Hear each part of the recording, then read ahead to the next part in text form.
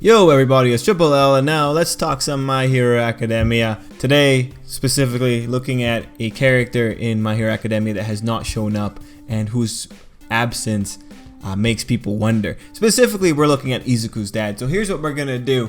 We're just gonna talk about what we know about the guy so far, and then we'll talk about the theories surrounding the guy going from zero to like super crazy.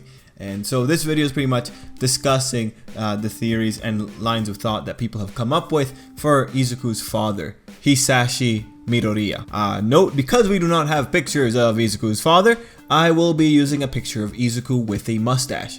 I think this would be a very good representation of what Izuku's father most likely looks like. Anyway, the Izuku with a mustache will pop up where relevant. Moving on. Alright, so what do we actually know about Hisashi Midoriya? Well, let's start with his name. We know that his name is kind of a pun. We know that the author from My Hero Academia likes making puns with the characters' names. His pun is pretty much haven't seen you in a while, which alludes to the fact, yeah, this guy isn't around. Alright, so we got that. He's got a very funny name. After that, we know his quirk. We know that he has a fire-breathing quirk. Along with that, we also have the bit of information that he's involved in the food industry.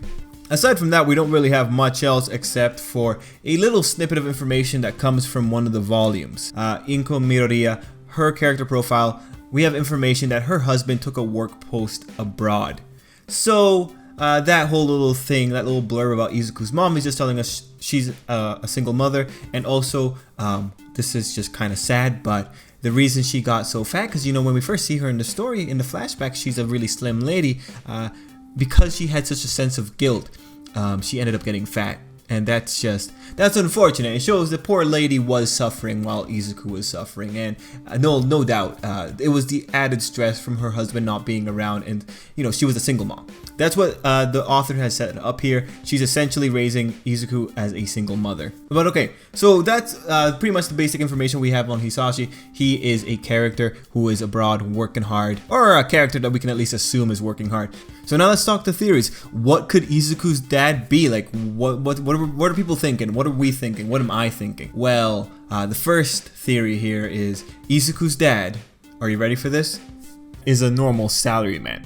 Nothing special, he's just a guy working to keep his family afloat, and maybe at worst, he has a woman on the side and some small you're never home type issues with Izuku.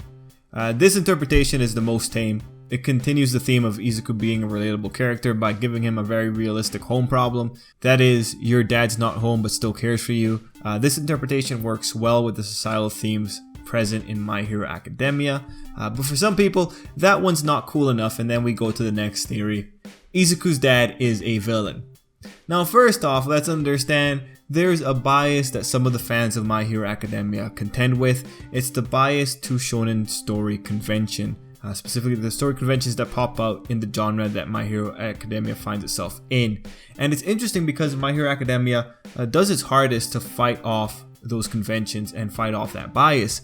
The bias, however, affects characters like Bakugo and Endeavor the most. People construe them to be more villainous than they are, even though the story takes strides to penalize the readers for thinking that way. And we see this especially with Bakugo. That said, this is a whole other topic, but when it comes to Izuku's dad at least, the bias makes it so that people want to make him out to be more than he is. After all, look at what we have to deal with when it comes to the other missing dads in shonen anime. Naruto had Naruto's dad being the 4th Hokage. One Piece has Luffy's dad being the most wanted man in the world. Bleach had Ichigo's mom. Also, I said dads earlier, but I really should have said parents. That said, with this theory, people point out that if it were the case, it would give Izuku some excellent development potential since he would have to deal with a villainous element so close to home. And that is fine, and I agree that that would be pretty interesting to see Izuku deal with, but seeing Izuku just also have to deal with alienation issues from his father, that would be just as fine. We don't need to be chasing after drama so much, honestly.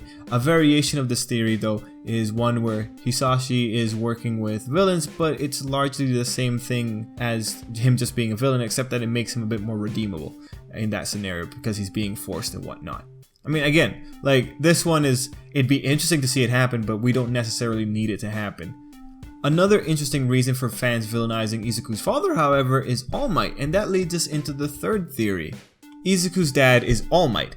This one is special because this one popped up in the story coming from good old Todoroki, with him questioning if Izuku was All Might's illegitimate love child. This one is largely discredited. We've seen Izuku's mother and All Might interact in the manga, and other context clues point to this being overwhelmingly false. The reason this one sprung up though is because people see All Might as Izuku's father figure, and that may not be a wrong interpretation. I mean, All Might was his role model, then he got involved in his life, and saying that he's like his father, you know, some people would agree with that idea. So this theory that All Might was the real father in some ways came up and sometimes sounded like people wanted to legitimize All Might's position in Izuku's life by giving him that role. The more interesting thing that comes out of this, however, is that people who are under this camp are more likely to want to villainize Izuku's father, because you need to elevate All Might's status in Izuku's life more. Because you can't have a father figure if the actual father isn't all that bad, because God forbid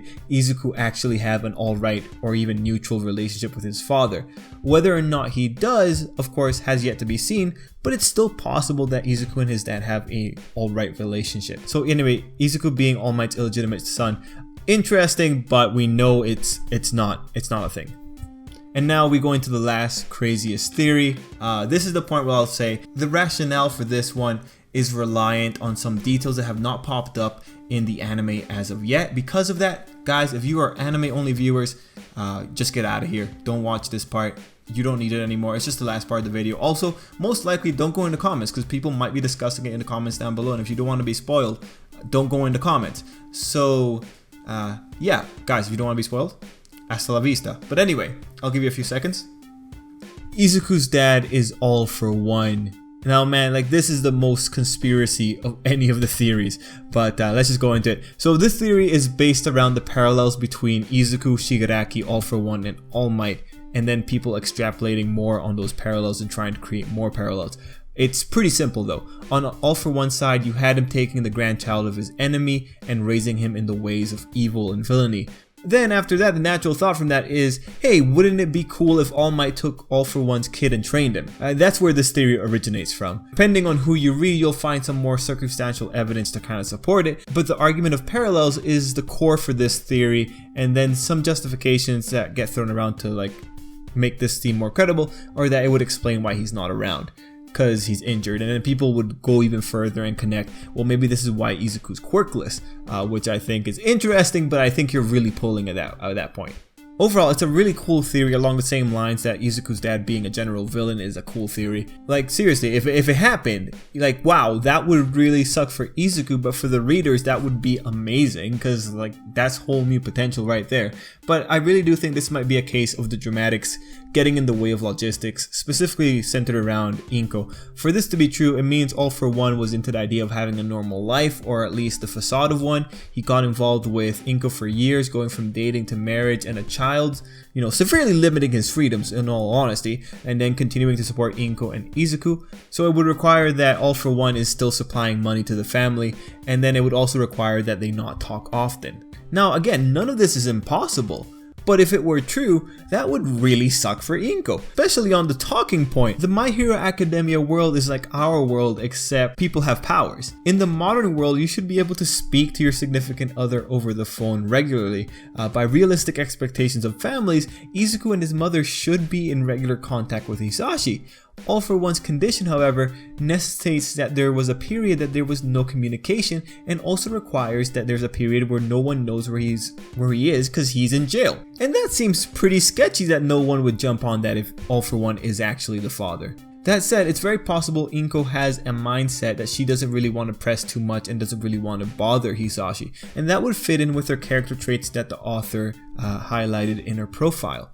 But if that were true, it would give new meaning to why the author feels like he needs to apologize to the poor lady, because man, for your husband to have now been put in jail and you have no idea, and you also have no idea that he's the biggest villain in the world, that would suck.